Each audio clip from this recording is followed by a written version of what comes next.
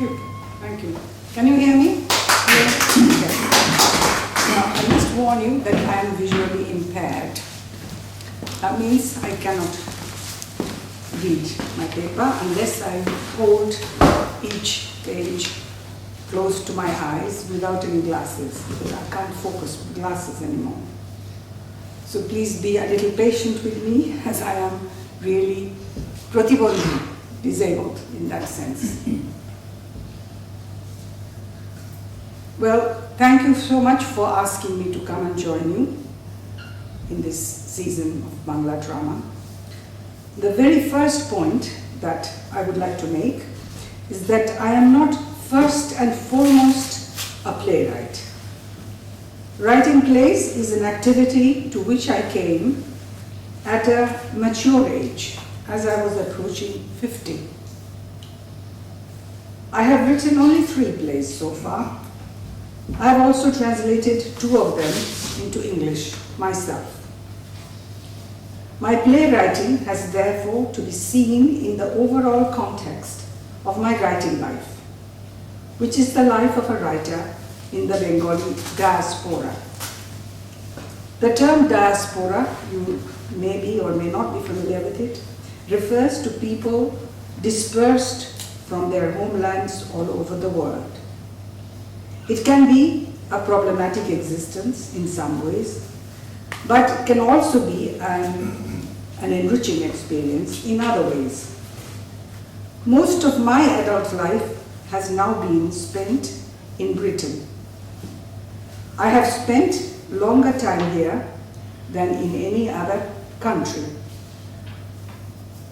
But then that is because I am married to a local person, to an English person, and in that sense I had a certain foot in the family door of family life within the host society also.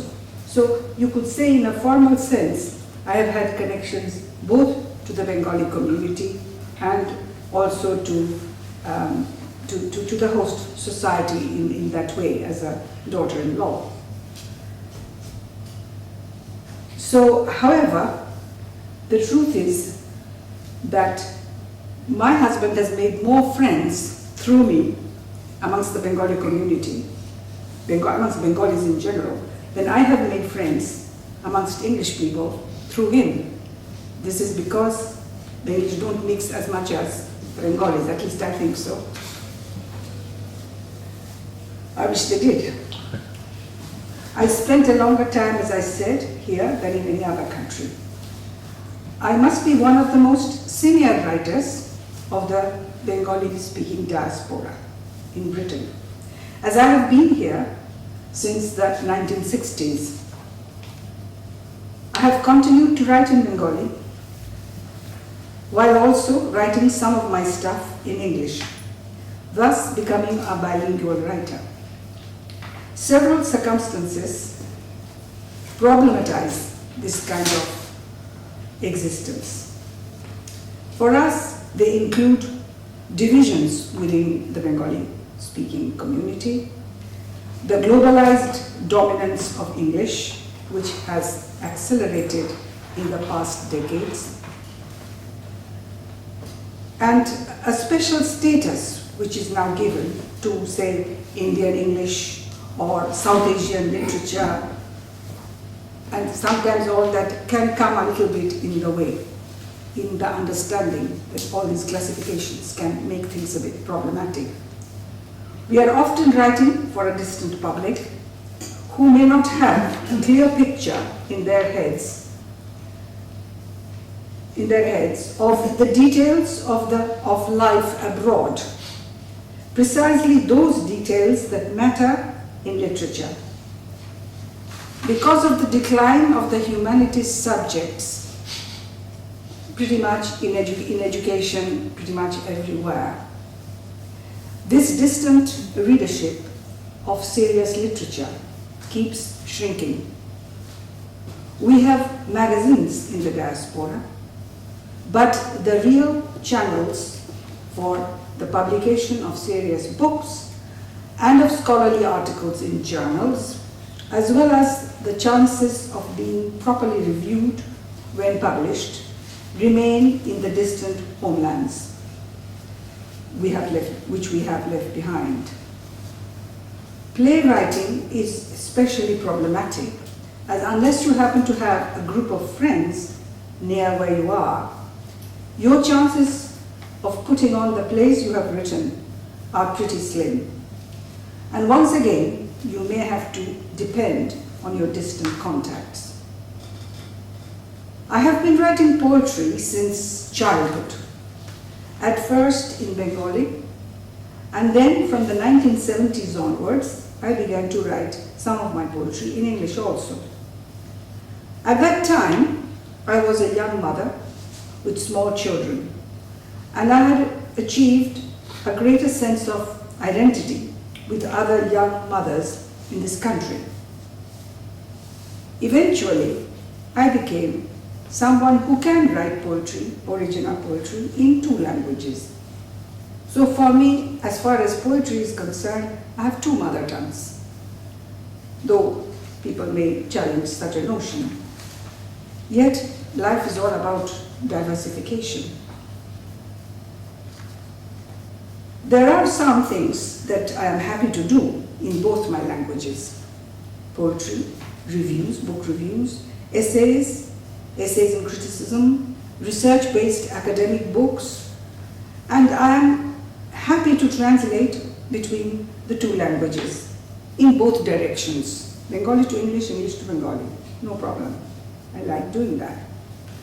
I have also translated from Anglo-Saxon, which is the Old English, from which the modern English is descended, and Spanish poetry, especially from Argentina, because I have done a lot of research on Victoria Ocampo, who was a friend of Tagore's, into Bengali. Fiction and plays, though, I have written only in Bengali. Why? Because these branches of writing, for me, require us to depict social life on a larger scale, much larger scale. The life I observe in my diasporic existence, I can depict better if I focus my gaze through Bengali lenses. That is, for me, my experience. There is an intimate and complex connection between the medium in which we write and the message which we wish to convey. Why is it easier for me to focus in Bengali for depicting social life? This is because, for me, Bengali reflects a more gregarious and inclusive kind of society. We mix more, we talk more to each other. And, you know, it has many kinship terms. In Bengali, we have many more kinship terms. There's no way English can compare with all the ways we describe the different relationships within a family. Different kinds of cousins, different kinds of nephews, different kinds of nieces, different kinds of uncles and aunts, dozens and dozens of different ways of doing things. Now, as I was saying, there is a connection between the medium and the message. To some extent, the medium shapes the message, but to depict a new kind of reality, which is not covered by the language's home territory, we sometimes have to resist the process of automatic shaping and adopt techniques of intercultural mediation, so that we can portray the details of the new reality with greater subtlety and interpret them more accurately for our readers. This is a very big subject, of course. If you add the dimension of time, you soon realize that no society is static. Our country of origin, as it is now, is not the country we left. There are continuities as well as discontinuities.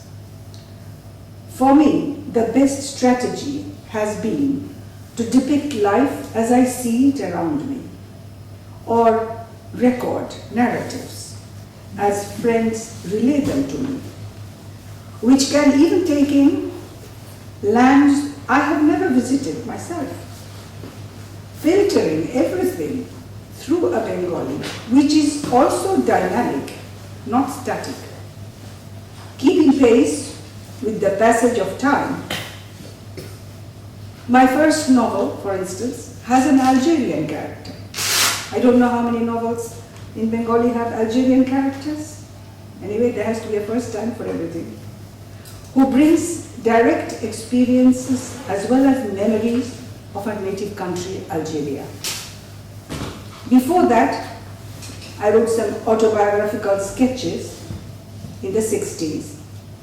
And these sketches have Armenian characters, originally from Baku on the Caspian, and a half Armenian, half Russian member of the family, all living in Paris at the time of my narrative. To deal with such ethnic and cultural diversity, we need to develop a suitable Bengali. It means frequent reconnections with the language's root system, as well as tracking the inevitable changes taking place in its extended branches. We require measures of inventiveness to interpret accurately what we are observing. Indeed, delicate mediation is needed even in poetry when dealing with the details of nature and seasonal changes in different climates. With this preamble, let me tell you a little bit how I came to the writing of plays. A senior person associated with the world of Calcutta's group theatre movement, and also connected to a journal in which I often wrote, I wrote quite regularly, used to ask me to write plays. I used to say to him, no, that I didn't know that I had the capacity to construct a play. I don't think I have the capacity to write a play, to construct a play. Then he would say, oh yes, of course you do. You do. It shows in your capacity to write good dialogue in your novels. It tells me that if you tried a little, you could construct plays also. Now, I always resist this kind of pressure because I don't like investing time and energy in a complicated activity unless I myself feel a deep desire to engage in it. As I have said, I have written poetry since childhood. Poetry comes to me naturally. It is my natural expression. I doubt if I would have even written novels if editors had not pushed me in that direction. Some experience of being pushed and shoved is, of course, part of any writer's life. This senior friend used to urge me to write a play which would depict our contemporary world, be full of debates, which depict our contemporary world, be full of debates relevant to our times, be charged with intellectuality and a high degree of literary quality. It should, he said, continue to live as a text after its performances were over and be an addition to Bengali writing, to Bengali literature. At this point, I should, of course, mention that like many others, like many of you here maybe, I did, of course, have some experience of acting as a young person. When I was a kid, myself and the sister immediately after me, we used to treat a four-legged toktapush. You know what a toktapush is. And we would use this toktapush as a stage and make some curtains out of old sheets or bed covers, hang them up, and dance and sing on the stage, this stage, and improvise dialogues on it also. I had a pair of silver anklets, which I wore and made a lot of noise as I danced or moved. I believe this kind of improvised play acting is a basic human urge, and many children go through such a phase. I did, of course, see some jatras and, of course, puppet shows, Putul Nach, in my childhood. And when I went to school, the Kendall family, you may have heard of the Kendall family, the Kendalls who gave us the distinguished actresses Felicity Kendall and Jennifer Kendall. Jennifer Kendall, who married Shashi Kapoor and became Jennifer Kapoor. They brought some Shakespeare plays to our school. I saw Bohurupi's production of Rokto Korobi in a park, and a shadow play brought to Calcutta all the way from Java. I took part in school plays, of course. Once in a play based on a Rajput story, I was the little prince who was secreted out of danger in a jhuri or basket by a nursemaid, Dhatri Panna. I was suffering from asthma at the time, and I had to keep going to the green room to swallow tablets. But still, I coughed once from inside the jhuri. Terrible. I was supposed to be being secreted, which did not, my coughing from inside the basket did not make me popular with my fellow actresses. Only once it happened. Another time, another interesting activity was acting in tableau vivant. We had a rapid reader in English entitled Legends of Greece and Rome. And our teacher of English used to make us enact tableau or still scenes portraying the stories of Greek and Roman sort of mythical legendary figures like Proserpina, Ceres, Pluto, Zephyrus, and such characters. We used to make Greek costumes out of our mother's Georgette saris. Georgette was then coming into fashion. Such activities nourished our dramatic imagination. At the age of 14, I went to Lady Brabon College in Park Circus, Calcutta, for my intermediate arts course. And it was there that I first saw performances of Tagore's dance dramas. Our principal, Roma Chaudhuri, was very keen on having such performances at annual parents' evenings. It was really only in the 1950s that Tagore's dance dramas became part of general Bengali culture, that is to say outside Shantiniketan. Another thing our principal was keen on was making us act in Sanskrit plays and invite Sanskrit scholars to see them. The college had a strong Sanskrit department with some genuine scholars amongst the staff. I was once recruited to play the role of Duryodhan in a play by Bhasa. I think it was called Pratima Natak. Perhaps they couldn't find any other girl who could play the role of a toughie. I was then 15. I put on moustaches and armor and strutted about on the stage with great vigor, delivering my speeches like a tough warrior, while a senior girl played the role of Bhanumati, my wife, speaking to me sweetly, softly, and deferentially. Sanskrit Pandits sitting in the front row praised my pronunciation and acting skills, and I got a medal or prize or something like that for my performance. My father used to give me French and German lessons at home. He had taught himself these two languages, and he used to read fluently in French and German. I was very lucky. He made me read some original texts in these languages with him. In this process, I read some French plays with him. He took me to some French plays performed in Calcutta by the students of St. Xavier's College in Park Street. This was another diversification of relevant experience.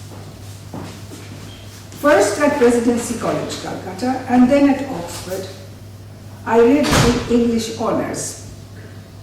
A great part of our syllabus consisted of plays.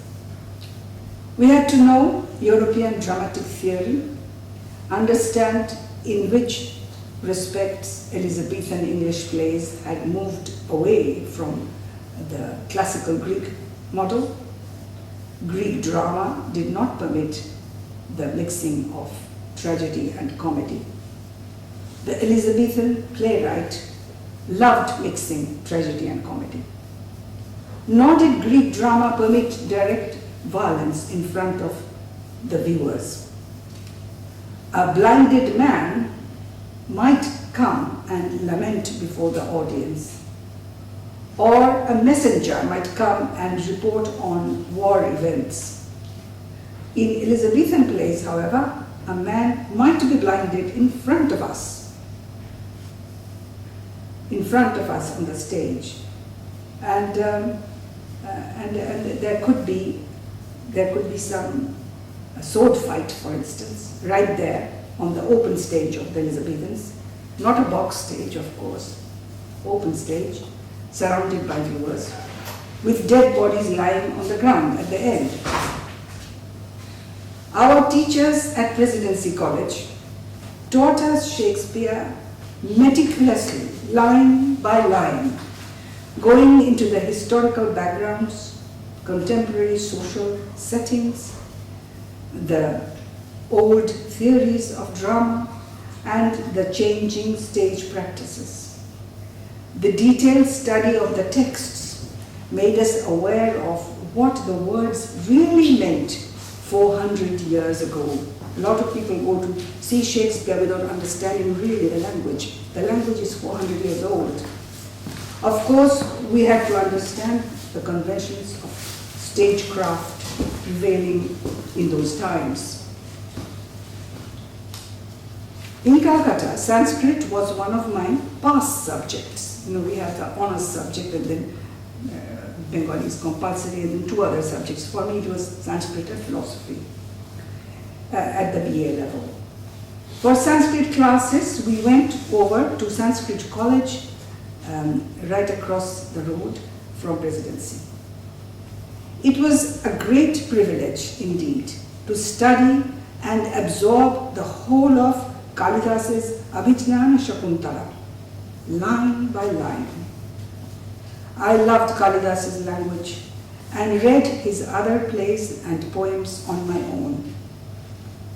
I also read on my own Shudraka's great play, Mritchakotika, the little clay cart, Mritchakotika, and Bhavabhuti's Uttara Ramacharita, two great Sanskrit plays. Like Greek drama, Sanskrit drama did not permit direct visual violence in front of the audience. During my days at Oxford, I saw many live performances, including outdoor performances of Shakespeare and Greek drama in the college gardens. In my British life, I have also seen some unforgettable performances of European plays in English translation on television. Towards the end of the 1980s, I decided that I would accept the challenge thrown at me by this friend I had mentioned and try to write a play myself. I began to read plays furiously and see what I could of performances also. Some live performances, but some, because of lack of money, on television. For my first play, Rater Road, I set my scene in a British Bengali living room right at the end of December 1989, against the backdrop of the collapse of communism in Eastern Europe. The play was written over the first 6 months of 1990. I tried my level best to respect the brief that I had been given. In keeping with my life, the play had an international backdrop. It was a mirror of our times, full of relevant contemporary issues, all issues in which I was interested in myself, and packed with intense debates. I tried not to distort the historical realities I was trying to depict. I mixed intellectuality with poetry and humor. I paid special attention both to the visual aspect of performance and to the literary quality of the text, so that the text might remain alive after the performances were over and become a permanent addition to Bengali writing. I tried to make my play both good theatre and good literature. The play had a feminist side, which in the 1990s people were ready enough to appreciate. There is a play within play sequence depicting the sati, the rite of sati, performed by the young girl Roop Kanwar from Deorala, 1987 she did it. This illegal act was stirring the media at this time, 1987 I think she did it. This is probably also the first Bengali play to give space to subjects such as menstruation and hysterectomy. I am sure it is one of the first plays anywhere in the world to highlight the challenges of global warming and climate change, what people are talking about so much nowadays, but I wrote this play in 1990. There is a role-playing sequence in which a professor goes searching under the sea for the city of Calcutta, which has become submerged under the Bay of Bengal due to global warming. I also tried to give voice to those people who, like my own father, remembered their original homeland in eastern Bengal, but could not go back to it. That's also part of being Bengali, is to record such experiences. But when the person who had asked me to write a play read the typescript, he fell silent.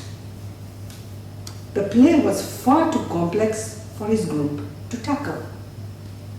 And it was too long, 3 hours or even a bit more, 3 hours and a bit. I hadn't realized that length would be an issue. I was so naive. Hamlet takes full 4 hours to perform, so I said. But of course, I was not a dead celebrity like Shakespeare. And the real question now was, who should I persuade, who could I persuade to tackle such a long and complex play in Bengali, written by me sitting there in Killington near Oxford. To cut a long story short, Professor Sunil Das, the director of a theatre group called Shongborto, he liked doing plays with an international setting, and he had worked with the German director Mehring for a very special, much admired production of Tagore's Daghar. Professor Sunil Das offered to take it on. Big challenge for him also. But he was interested. I agreed. I gave him my permission. And then something rather interesting happened. I heard that there was going to be a drama festival in Manchester in 1994. And a special slot called Black Arts had been set up for the representation of minorities, minority interests. One day I received a letter from these people asking me if I had any proposal for Manchester City of Drama 1994. I proposed that my play, Rathe Road, under the direction of Professor Shamil Das, could be included in the festival. And wonder of wonders, the proposal was accepted. I suspect the reason why my application was successful was that 1991 saw the publication of my volume of translations from Tagore's poetry, which got a recommendation from London's Poetry Book Society. To this day, my basic literary identity for the mainstream in this country remains as the translator of Tagore's poetry. And no more than that. Riding on that recognition, my first play was given what you call the world premiere. These are big terms, but it means so much to performance people, at Manchester's Dance House Theatre. I believe this was the first time that the premiere of a production of a Calcutta group theatre took place abroad. I prepared a brief translation which could be read as simultaneous translation and be relayed through headphones to those who could not follow the Bengali dialogue. The two initial performances at the Dance House Theatre in Manchester were followed by performances in Birmingham, Oxford, and London. But the facilities for relaying a translation through the headphone system, it was not available at these other venues. And as you know, there are some genuinely sincere, dedicated teachers in multicultural education in this country. And one of them, with whom I had worked a little bit, went all the way driving from Oxford to Manchester because the simultaneous translation would not be available at Oxford's Pegasus Theatre. She was so impressed by what she heard through her headphones that she commented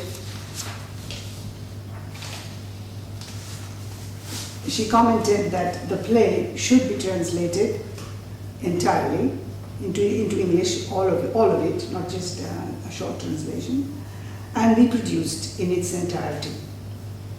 I also believe that the performance at the Pegasus Theatre at Oxford of this play in '94 was the first time that Bengali was heard on a public stage in Oxford. In 1997, Rathe Road was performed in Calcutta and Shantiniketan and was published as a little book. In 1998, my second play, Mozart Chocolate, was published in an annual issue of the magazine Desh. And early in the 21st century, in 2002, my third play, Shupornorekha, was published in the theatre magazine Bohurupi. Each play has a strong diasporic dimension. In Mozart Chocolate, a Bengali woman in Britain is reorganizing her saris on a rainy day. And through this process of remembering her own history, she is through this process remembering her own history. Each sari, from either her pre-migration or her post-migration life, brings back memories, associations, friendships. Who gave it? Where was it bought? She inevitably touches broader history from her own memories of childhood.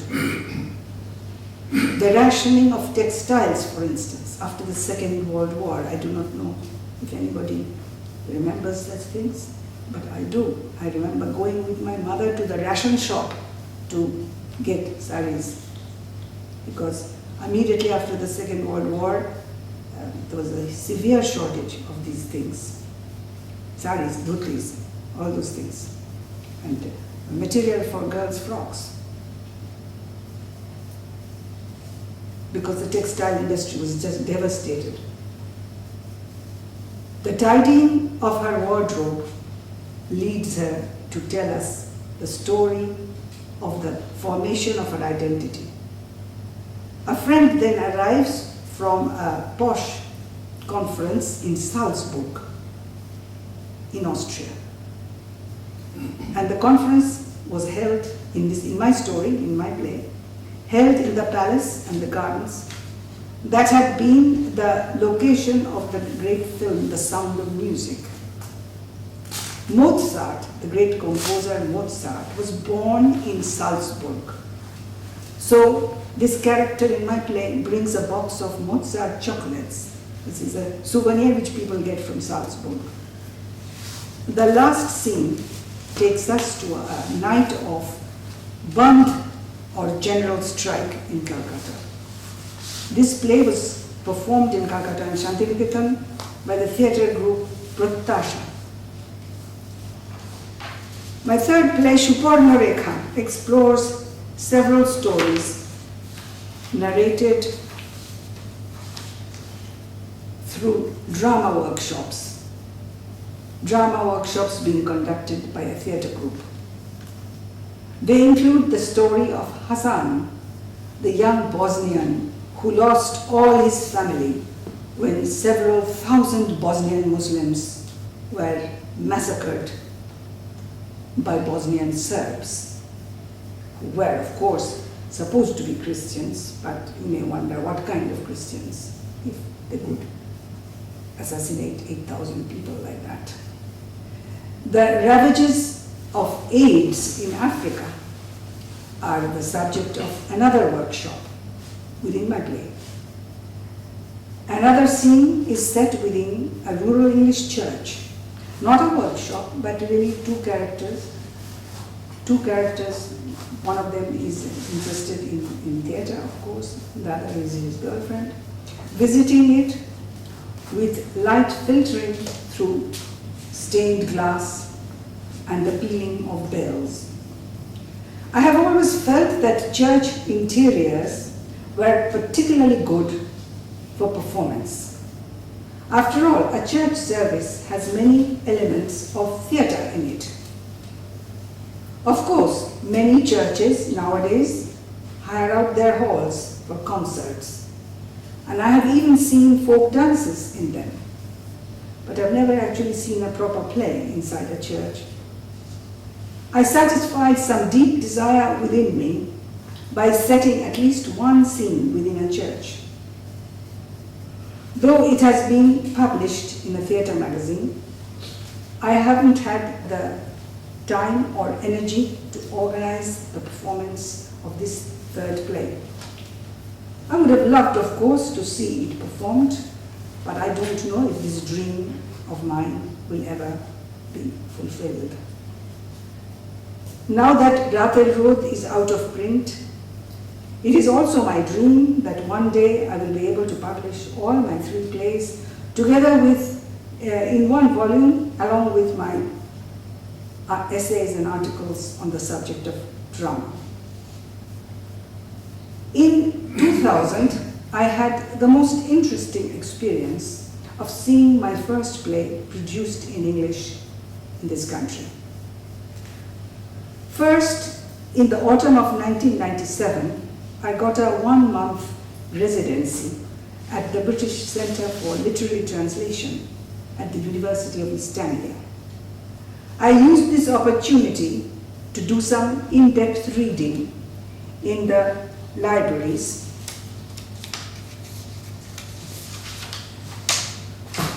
on theories of drama translation. My eyes were finally opened to the battles between playwrights and directors. I didn't know there was so much conflict between the page and the stage, as they called it. It seemed like a conflict of egos to me. The translation I did of my first play was eventually so much appreciated by the person who was then the director of the British Centre for Literary Translation, BCLT for short, that he applied on behalf of the Centre, BCLT, for Arts Council lottery funding for his production. The application was successful, and there was a fine Millennium Festival production with a tour and some workshops, all in 2000, year 2000. I found a director for the play myself. Somebody else was going to do it, a man, but then at the last minute he wouldn't, so I had to find one quickly. I found a woman whom I had met years ago while doing educational workshops at a school. She had done the drama workshops and I had done the poetry workshops. It was a blessing to reconnect with her, because this lady, she quickly entered into the spirit of my play, allowed me to be present at rehearsals and answer any questions that any of the actors might have. I didn't have to negotiate with her across a battlefield of egos in conflict. She was open to suggestions from her own team. Asked by the actors in what spirit they should approach the play, she once said very simply, just as you would do Shakespeare, forget everything else. I was quite stunned by this comment, because it was, after all, an incredible compliment.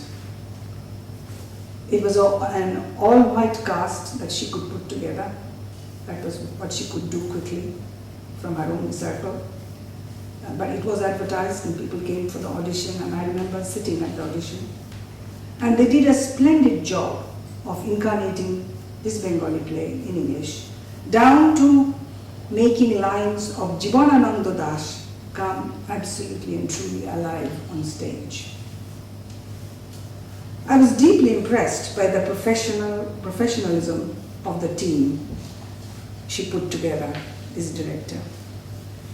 She was assisted by a young woman who had just graduated from Cambridge. Another young woman looked after the lights.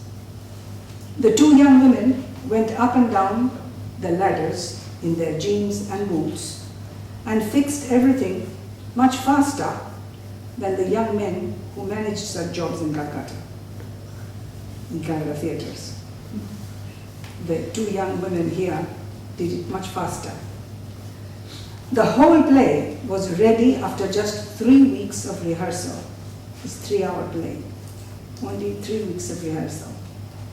There was live music at every performance. The English production was premiered at the Dyson, the campus theatre of the University of Wales, Swansea, during a conference held at that university. The conference was called Writing Diasporas. The play was also published as a play-come program to accompany the production, of which I have a few copies there. The same night, this play was adopted as a text by somebody who had watched its performance, by an academic of German origin working in the English department of the University of Wales. This lady taught the play successfully during her tenure at the University of Wales, and later on she taught it in the University of Hull also. The best workshop during that tour was held at the Institute of Social Anthropology at Oxford.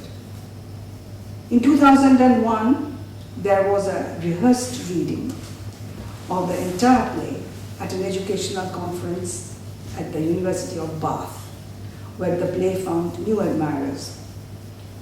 My conclusion was, and still is, that academic and institutional backing matter very much in the production of complex and long plays.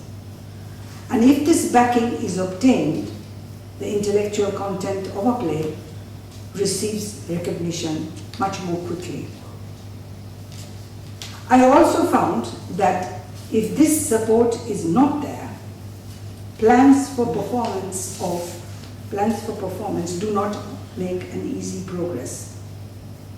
The woman who directed Night's Sunlight for the BCLT's Millennium Festival production was interested in the idea of doing my second play in translation. But she wanted to have some direct experience of Bengali theatre first. We got a study tour grant for the two of us from our regional arts board and undertook a 6-week visit, mainly seeing lots of plays in Calcutta and also one or two venues in eastern Medinipur where we saw Jatra style performance and a school production of a Tagore play under an outdoor canopy. When we came back, the report we submitted and the translation which I finished of the second play drew the admiration of the literature and drama officers of our region. But when we wanted to do my second play in Oxfordshire,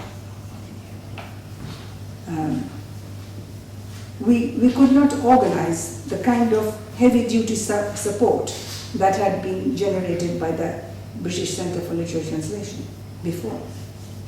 The director of that centre had changed, and the man who had helped us before, he was now in Spain. In our own arts region, the relevant officers had either retired or they had changed. So the scenario changed. And only 3 theatres in our region would commit themselves to let us have a show. But 3 shows would not generate enough income to satisfy the Regional Arts Board. To satisfy them, we would have to take the play to hundreds of people. Now, how could we do that? We couldn't do it without a grant. And the grant givers would not consider our application unless we could take the show to more people and generate more income. In other words, it was what is called a catch-22 situation. You cannot win.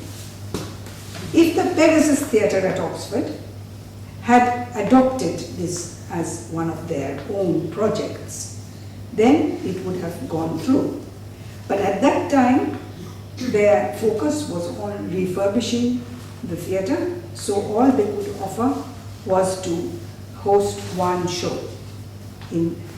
So in the end, I decided not to apply, as it seemed to me that it would be a waste of effort. I mean, I am doing other things. I'm not just doing plays.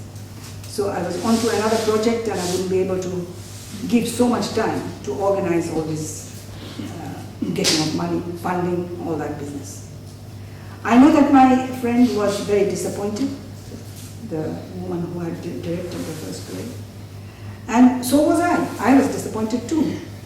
But I learned that in the world of performance, the right backing at the right time meant everything. In Calcutta, well, enough people knew me and know me and respect me, so that if something did not work out, I could search for alternatives. But here, people do not have a proper profile of me as a writer overall.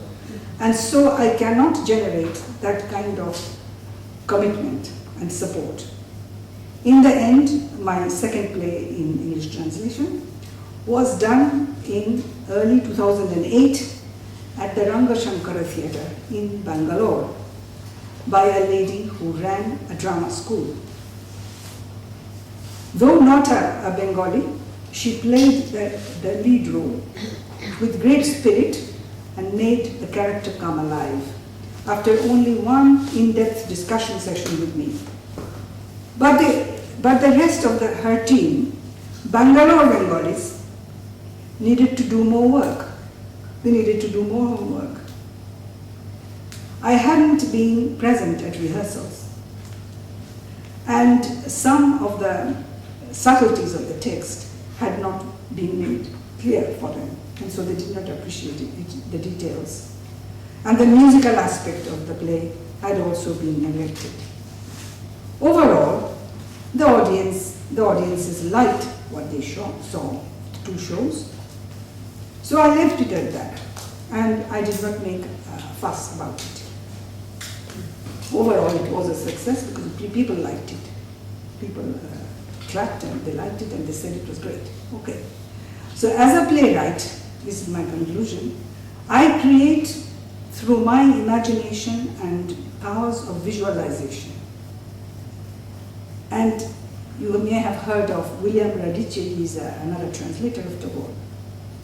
William Radice very kindly said that I composed my dialogues in my play like a musical composer.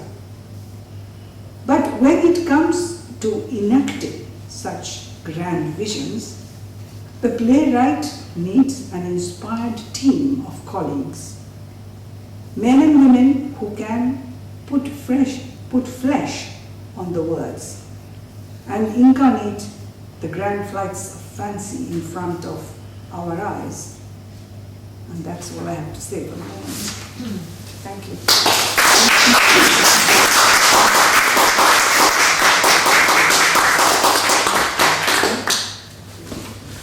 Would you take some questions? Sure. We have some time for question and discussion. Rule is the first person. I knew you over the years, here and there, and saw glimpses of you, but never knew that you have done so much. And this is truly inspiring for people like us, sharing the insight into the journey of your life. Have you thought of writing a biography? You mean autobiography? Autobiography. Yes, please do. I need time, you know. What's that? Very, very difficult. Very difficult to find time to do that because I haven't gathered all my stuff yet, you know. That's the problem. My stuff, my other stuff, my essays, my poetry, everything has to be gathered up before I die. Gathering such things up is very difficult. But I think it's essential that a lot of people in diaspora do vanish without kind of leaving anything. And of course you have done a lot of work. I will certainly leave some books. Hopefully. I think it is essential that. But shall I just say something? Actually, a lot of my work, I have reflected on my life. So if you read a lot of my essays, you will find that I am talking about my life all the time. You know, Bhavnan Bhaskarju, Jalantru Nirman, Shikor Bakur, my essays. Are there a collection available? There are some collections which are in print, yes. And some, of course, are out of print. And things go out of print, and that's it. That's it. But actually, if they have been printed, so they will have been in print, and maybe you have to go to National Library or Vishwabharati or somewhere or other in the Bengali community, you will find them. I believe some here also, and in America they have copies of these things. So I'm trying very hard now to gather my things. Right now I'm trying to compile another collection, my 5th or 6th collection of essays in Bengali. And the English, I mean, you know, I just don't do any, I don't do anything about collecting the English stuff because hopefully somebody will be able to do that even if I'm dead. But the Bengali, yes, I'm very Once again, thank you for sharing that. Sorry? Once again, thank you so much for sharing in details all that with us. If this video is going to be on YouTube, so more people can. I think. Yes, thank you. That was a wonderful, wonderful sharing. Thank you. I wonder if you could comment on Rabindranath Tagore's work. I mean, he was a wonderful synthesizer between East and West. And I wonder if you could perhaps comment on how this played out in the literature, in his plays, in his poetry, in his dance dramas. Well, I just wonder if you could comment on. he was great. He was great. But good, of course he was great. He was great. He combined the East and the West, and he also wrote in many genres, everything: poetry, short story, fiction, drama, and dance, drama, all these things. You know, like sort of kinds of opera, musical comedy, musical dramas. He wrote comedies. He just was just stupendous. I mean, the extraordinary thing is that somehow only in small groups. I know you did a program on Rabindranath recently, but only in little circles like the Tagore Center and so on. People, of course, there are the Tagore scholars. I mean, I am in touch with the Tagore scholars, the ones in Romania, the ones in Finland, or the ones in different countries, Hungary, and so on. But somehow or other, it doesn't sort of enter the consciousness of the mainstream in the same way. And I don't know what we can do, because you hear more about the economy and the growth and all those things we hear about again and again and again. Well, I've actually been starting to have dialogue with some senior politicians and putting it to them that it's very important. You know, now we have the Nobel Prize centenary of Tagore, and it's very important to be embracing him in the mainstream. And I'm saying it will both help in the healing of the old wounds of the past, and because Britain talks the language of trade, so I put it to them that also it will be conducive to good trade relations. and this, I am starting to get some traction, and I am, absolutely committed to seeing him. What, for next year? Well, 2014 is the... Well, with one politician, Patricia Hewitt, who was in the cabinet in Blair's day, she was one person, and she completely agreed with me. And I was saying I feel that realistically we could celebrate the November 1913 centenary Nobel Prize until November 1914. Now she completely agreed with me, but she felt that with opera that there's probably a 3-year lead time. But she's given me her business card, and I've also had some discussion with Deputy PM Nick Clegg, and a much longer discussion, like about an hour, with one of his staff. So I feel things are getting moving. Oh, great. Well, we can't wait to see something happening from the I'd top. love to be in touch with you, because with some of your contacts, I've also got a vision for a new foundation which would embrace the work and in effect regard Tagore and Amma of Kerala and Gandhiji as like archetypes, and look at their work and also what they mean, like to bring out the Tagore in each person, to bring out the Gandhi in each person, to bring out the Amma in each person, and to have a real flowering. And my vision, at this point it's just in my consciousness, but I feel it will happen. My vision is that this be a very prominent foundation in London and in Ireland, and that really take the work into the mainstream. Another person I've had discussion recently with the chairman of the Central London branch of the Institute of Directors,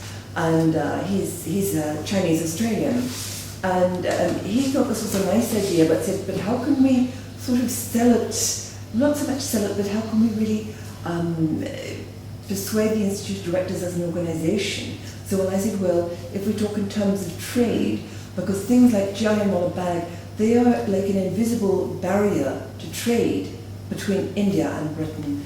And I feel we need to start to look at how we break these down, and by honouring all that is wonderful that came from the subcontinent, this is one way to sort of dissolve the barriers, which will, as I see... Oh, why are there barriers? The British were in the Indian subcontinent for 200, 300 years.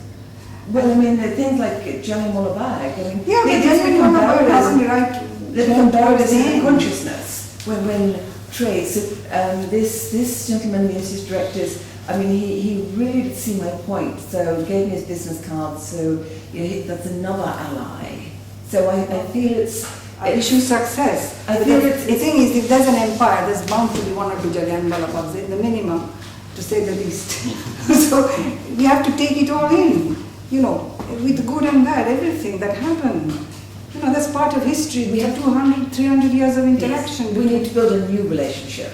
Well, which is based on respect. well, one always hopes so.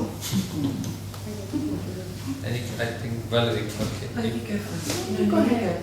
Are you first? What I really want to ask you is, because you obviously have had experience with Bengali theatre and drama and how it's sort of put on stage, and obviously with your plays being translated into English and being performed in English as well. So what do you see as the main difference in terms of when it goes through the Bengali drama sort of circuit and when it goes through the English circuit? Well, Because it's the same there- play, the same there is story. professionalism in both. You know, you can have very good theatre directors. I mean, there are some formidable people, I'm sure in Dhaka also and in Calcutta. And I have seen, you know, fantastic performances. It's just a question of you being lucky enough to get these top people to pay attention. Because so much depends in the performance world on who is doing it and where it is being done. So that if you are lucky, then it is much easier. But if for some reason you are standing on the step and you're not able to climb, like what happened to me with the second play, was after I translated it, we couldn't push it then as we pushed the first play. So then it's unfortunate, it sits there.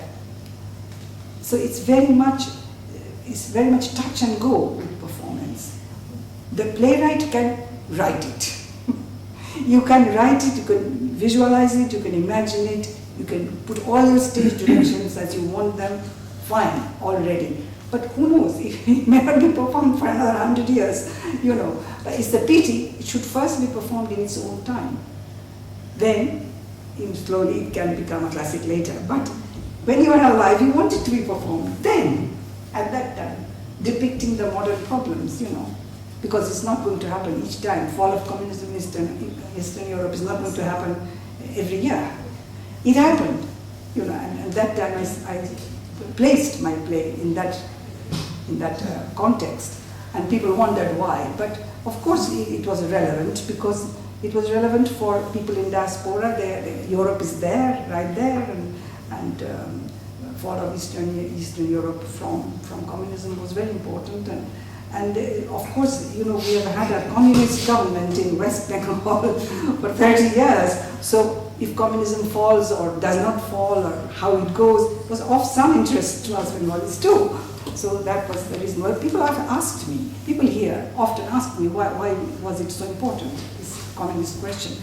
Well, obviously they don't realize that this is it. But sometimes in the newspapers we say, oh, this is the one where one place in the world where communism has had a democratically elected government for 30 years, you know. So then you find that there's pockets of knowledge and then they go to sleep. People don't connect these things. So I think also, you know, the fall of communism in Europe led to people who were dreaming of communist revolutions around the world. They also slowly collapsed. you have People dreams, had to dreams people had to collapse. find sort of new roles for themselves. Yeah, of course, sure. But it's part of political life. And you know, I mean, I wish you all success in your search for this. It would be very interesting for us to see if you can get people like Cameron and Clegg to take an interest in the arts. Well, brothers' business. This is. Oh, yes, this I is- know. Britain, where trade is, that's where Britain goes. Yeah, but Britain has been trading. That's the East India Company was formed for trading with India. You know. No, but when I raised this with Nick Clegg a few months back at the Institute of Directors, and I said to him, you know, when I put it about the trade aspect, and he said, well, David Cameron and I, we are concerned about the level of trade between India and Britain. It's not what logically it might be.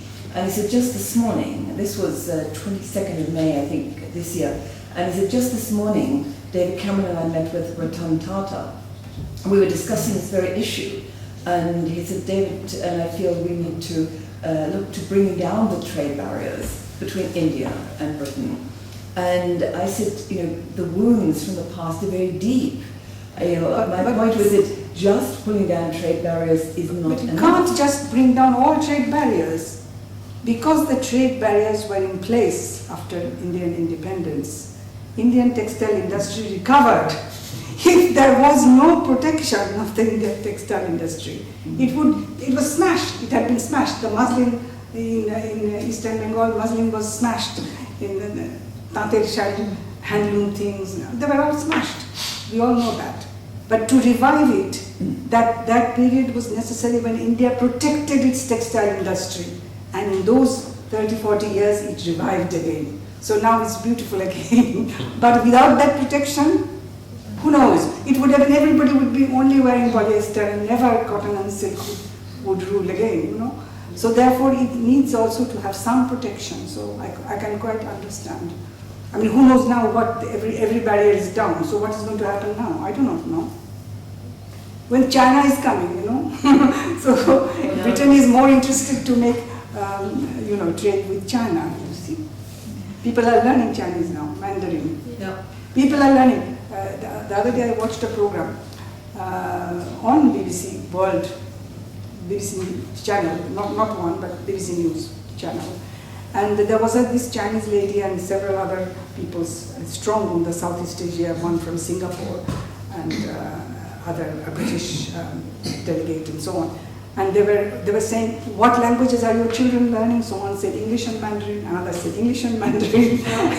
And so therefore this is the way it is going. Tagore may be great, but you know, Tagore's language is not making headway. Can you go to Valerie? Then you come back.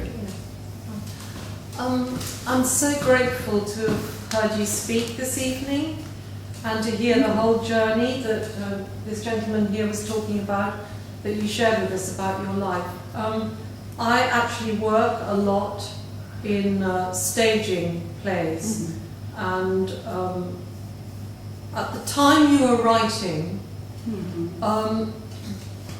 and still are writing, you know, of course, that it was more difficult for women as writers, and particularly playwriters, to get the level of exposure that the male writers. That's very true. Yeah. It's very So true. you were up against this, and I'm very, very fascinated to hear your description of your plays, and that you've put women, the experience of women at the heart of your plays. I think that's very important. Yeah. I'd love to read your work. Please read. Night Sunlight is there. Please do some trade with me. Huh? Yeah. Do some trade. I also need a few pennies, you know. But, well, I've recently staged Rabindranath Tagore's The Post Office All right. at the British Library, so that was I see. a good place for Tagore to be welcomed. Yeah. Well, the British Library should. Yeah. And the British Library should, Yeah. you're right. Yeah. But it's always more difficult, I think, when you've got women's experience and that whole... Yeah. Well, I sent when the play was done, first of all with simultaneous translation, when it was done with Bengali on the stage but with headphones in Manchester, I did send to the Guardian drama person and so on. Nobody came, of course. But when it was done in English, then again we tried, but nobody from the mainstream stage. Yes, but it was male-dominated. Yeah, true. But what can I do about that? I You can't could unseat do all the nothing about it. I can't sort of unseat all the men. My Bengali plays were actually directed by two men, and I did have a few fights with them, of course. Yes. Few fights, yes. But your work sounds of particular fascination to me because you put women's experience at the heart of it. Yeah. Yeah, As please do read Night Sunlight. It is in English, and you will see the amount of female experience which is there, which I don't think, if you just add it all up, it is quite a massive amount within one play. And of course, Tagore himself also wrote about... Where is the play set? Sunlight? Night Sunlight, Yeah. Ratel Road, yeah. Where is it set? Yeah, in this Yeah, country. yeah, Britain. this country. Oh yeah, everything is more or less set here, except there are scenes. I mean, Mozart Chocolate is one scene in Calcutta, and Shupanoreka has a couple of drama workshops happening over there, but you know, the rural church is definitely here. So it is mostly diasporic, you know, it's mostly experience my experience, the experience that I have been through. So it's all real, it's all true. So we'll go to Ruxana and then we'll come back to you. Okay. Just to echo on the comments, I'm really glad you came here to speak today. Just going through that journey in terms of the artistic process is fascinating and really insightful in terms of trying to stage a play and then try to tour and the challenges of touring. Just to also add that even running the season of Bangla drama and this festival, I actually don't get any interest from mainstream media. So the fact that you've got no interest from mainstream media for an English play is still happening now. I've got a festival I've not even mentioned in Time Out, and yet we are engaging so many people. There's so many events, this seminar, etc. And we write to everybody. So again, I don't know if that's going to change. I'm going to continue what I do, but certainly the challenges that you face still exist. Oh yeah, I'm sure it's very difficult. I mean, we could have had the hall full today, but we didn't.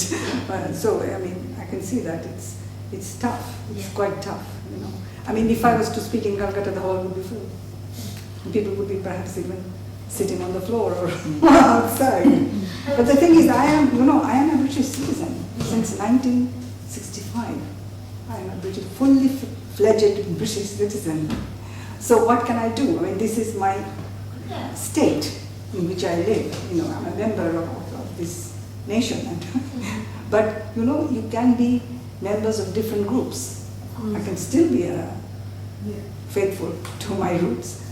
Because in fact, the more multidimensional you are, the more interesting your plays will be, your fiction, any work you do, the more you can approximate to the whole of humanity.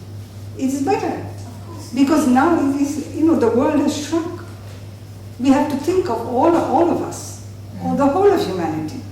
Because after all, that is Tagore's message also. He's constantly talking about, Tagore rejected narrow nationalism. You know that. That was one of his greatest achievements.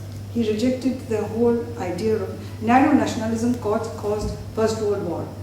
And when it gets to the head, that is what causes big wars. If you look at what's happening in Syria or what happened throughout the Middle East, all the people are getting hold of these ideas. I mean, it's very sad, really. Pakistan going downhill in front of our eyes. Afghanistan, all these countries, they're fighting, they're killing, ravaging each other. What for, you wonder? You wonder what for? Kisher jonno, eto hanahani. So I sometimes some kind of logic gets inside them and then drives them. Well, I mean, some things are not achieved without. I mean, like Bangladesh is the case in point when, first of all, people thought that Muslims and Hindus could not be in the same state. So Muslim League decided that we must have our own homeland. And then after that, the Bengalis found that they were not getting from the other side what they wanted out of independence. So then there was this war of independence, 1971 and everything, forging of Bangladeshi identity. So it's all part of history. It's true, but what price we pay for all this, that is extraordinary. I think sometimes I was thinking that the madness that led to all the killings and separation. Yes. At that time, even today, the leaders and people involved, they just didn't have the capacity to sit down and work out a different future. They just didn't know how to negotiate, Well, how to come to it's probably not compromise. in their interest.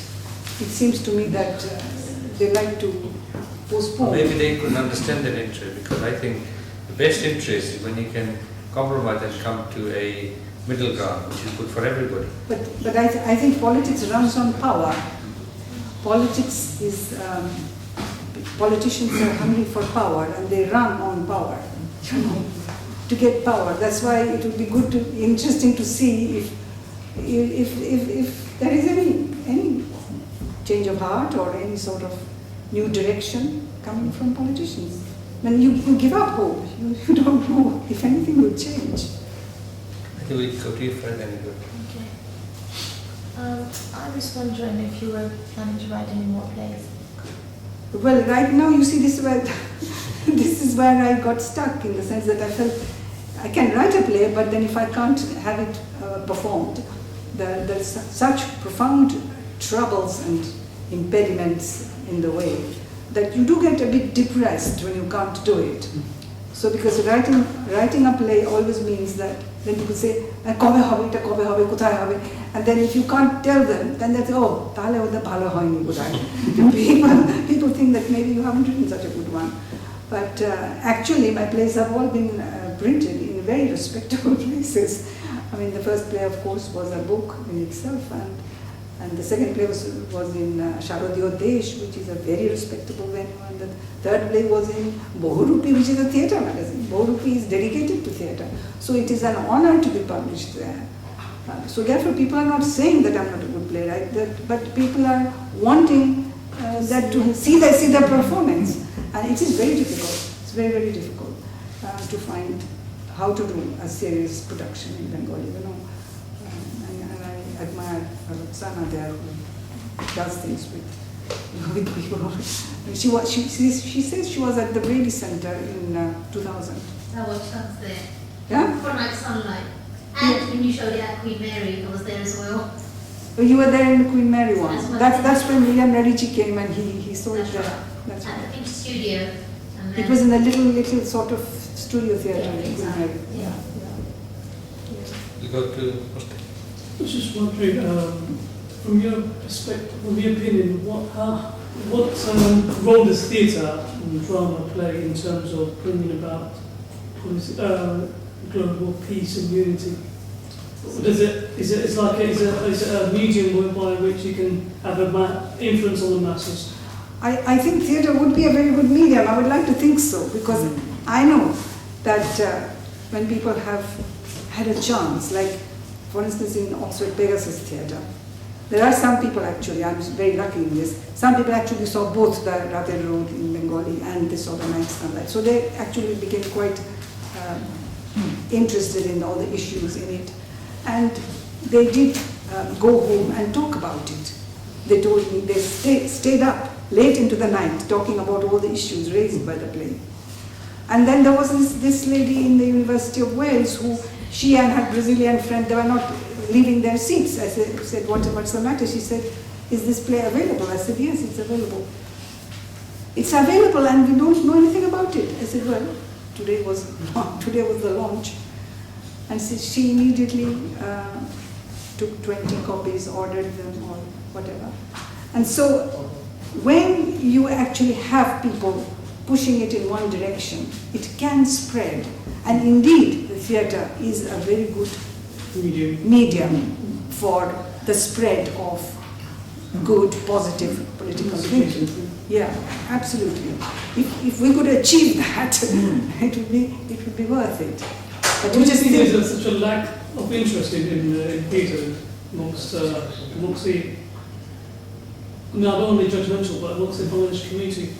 There seems to be a lack of... Well, it's not. I know. I mean, I don't know about Dhaka directly. I went to Dhaka after 46 years. Of course, I'm from a Dhaka family originally. So after 1947, I didn't go. I went to Dhaka as a child. But then after all these years, at the end of 2011-12, I had an invitation from Bonna Rezwana Chaudhury's Shured Dhara Ganer School and also Bangla Academy. So I went there and people said, you haven't been for all these years. I said, no, there was no opportunity. In fact, this is the sad thing, you know. It is so sad. It is originally, it is Amar Purva Purushar Desh. So, and both my mother's family and my father's family, they come from the East. And we are not talking about these things. We should be healing each other's wounds. We are not, and the theatre is a good place to do it. Very, very good place to do it. And I think the theatre is a good place to, I mean, for political ideas. I think it has happened in some European countries, definitely. I think Czechoslovakia, Czech plays, Václav Havel, it has had a political sort of a role in it, and it could, and I believe it a little bit actually it's very vibrant. In Calcutta it's very vibrant. Even in Dhaka it's very vibrant. Yes, so I'm many, sure it is. So many And there are, because I met some of the young people. I couldn't go to a show, but I went to look for my grandfather's house, and there was a young man who was allocated to me for this journey, and he took me. Multi-stories going up. My grandfather's house doesn't exist there. Which location is it? It is Ramakrishna Mission Road. Oh, right. 14 number, 14. So we came to 13, and there was a chemist shop, and then they said, oh, 14 used to be there. I went around the corner. Just for your information, can I say, Yeah. Dhaka is one of the vibrant region in the whole of South Asia. Yeah, I'm There's sure. a lot of dramas and there are a lot of Yes, I saw. I have heard. a lot of serious plays. Yeah, I know that. And they are contributing a lot. And Yeah. in terms of this question, why it's not happening here? Yeah, It used to happen a lot, but there is a kind of phase people going through, but people will catch up. Well, I hope so. And we need people like her and other people to talk about it, the importance of drama. It is very sad if it doesn't happen. But it is vibrant. I'm sure Dhaka is very vibrant, because there was this young man, he was so keen, and he said to me, "Etai apna ঠাকুরদার বাড়ি হবে." And he showed me a little brick wall through which plants were growing. The brick wall was the original wall of the house. Multi-story is going up. In a corner there's a brick wall with some kola gach coming through it. এটাই আপনার ঠাকুরদার বাড়িতে পাঁচিল হবে, ছেলেটি আমাকে বলল। And that young man is into plays. So he was very keen, he told me I would love to go to London to do plays and so on. So I can imagine that it is very vibrant, and I've heard from people who are there, and I do read, 20-30 years ago, you meet someone on the street Yeah. and they talk about play, that they want to do a play. When children, when I was a child in Dhaka, you get together with a group of children and they would say, let's do a natak. Yeah, so it's quite... No, this is a part and parcel of Bengali culture. I think so. I think Right from the Bengalis are- beginning. Bengalis Play, are- musical show, how many other communities you will find have regular musical shows. Any kind of program talk about, there will be some music. Which even in other communities you won't find it. So it's a music, drama is part and parcel of the country. I would disagree a little bit. Punjabi, Sikh, Gujaratis, right, they also have No, different very categories. recently. No, it's gone on for a long time. Not long time, when you talk about the Bangladeshis. I think they are totally missing from Not Bengali, but Gujarati. Anyway, I think there is a lot of vibrant theatre in the original homelands. And I have seen. But this is all historical, part of the process, part of the Renaissance. What happened in Bengal, it's part of all that. And there is a saying, what Bengal thinks tomorrow, rest of the India thinks tomorrow. So although it sounds kind of chauvinist, But that's another story. This is the reality, why people kind of are into this kind of. And you're talking about Tagore, how many equivalent Tagore are there also? But what we'll do, just go to Yeah, Tommy, I and just wanted then to- last question. Something came to me, this goes back so many years, and I remember seeing some plays, and one was The Accidental Death of Anarchist, and another was, can't remember, South African, Bose, Albert, another was Can't Pay. Fuga. And it was, I didn't know the history, but I did know a little bit, then. But it brought out a history to me, what was happening in South Africa, the characters I didn't know. Yes. And same about, the accidental death was Italian. Yeah. I can't even remember the name of the author. Yeah. So perhaps you could do, all of you, who are writers, something for the young people here. They would know their history. It might be a bit See, inflammatory, but the thing is that writers can only write from their experiences to be authentic. So we cannot put ourselves necessarily in the position of another generation. I was born in 1940 during the Second World War. So that is what is at the back of my memory, yeah. But again, I'm sorry, Yeah. You said that imagination and visualization, Yeah. and I think writers are that, and Yeah. you would be able to do that. No, but it's true. But life is very short. You only get a few decades, quite doshok. That's all. And now we are approaching the end. And there's so much struggle, and especially if you're writing in different branches of writing. Poetry is one dongol. Dongol, এটা একটা অন্য club. And উপন্যাস, novels, that's another club. You know, there are specialists and peoples and special interests, and you have to manage them all. Then I have done a lot of research. I have written academic books. And once you start that, that's 5-6 years of your life you give to that. You know. So one of the reasons, for instance, I didn't proceed to write a fourth play in spite of everything, or I did not have the energy to do, because I went on then to translation of Buddhadeva Bose's poetry. I was in the middle of that and I couldn't interrupt it, and I did that, and then I went on to write my last novel, and my novels are not ordinary novels, they often have research in them, you know. So that again takes 2-3 years. Then I have had my personal things, my eyes, you know, I have become visually impaired now. So I had to go through that drama and trauma and everything. So time is very short. Every year it runs shorter and shorter and shorter and shorter. So I feel me, who was born in Second World War, I can remember, you know, 1943, all these things, 1943. The famine. The famine, but I actually, it is a bit retrospective, because I didn't see dead bodies because I was in the countryside. In fact, I was in Meherpur, which is now in Bangladesh.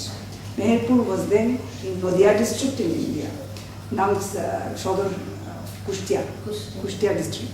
But it was near Jordan. Yes, I've been through Jordan and Najalu. But what I'm saying is that the scene has changed, and we do, for a person of that time who remembers all that, 43, 44, 45, the end of the war, then our country is going to be divided, we are going to lose our desh. Desh স্বাধীন হবে কিন্তু আমরা তো দেশ হারাবো.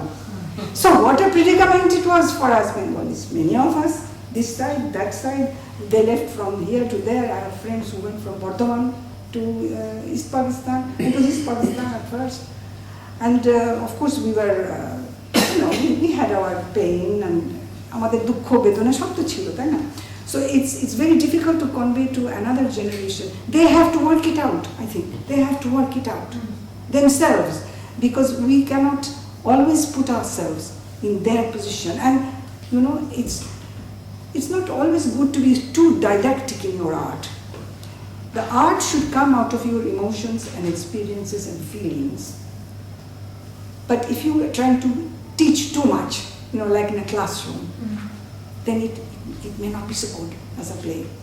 No, it will surely happen. You know, people have to write themselves from here. So that they have to tell their stories. They have to tell their stories. It's important for someone Yeah. like you to reflect on the history. It's very difficult. It's the first 20 years of my life, basically, from the Indian subcontinent. But it is amazing what those 20 years can do for you. It can make you a different person. Those 20 years spent in that part of the world, first 20 years of my life.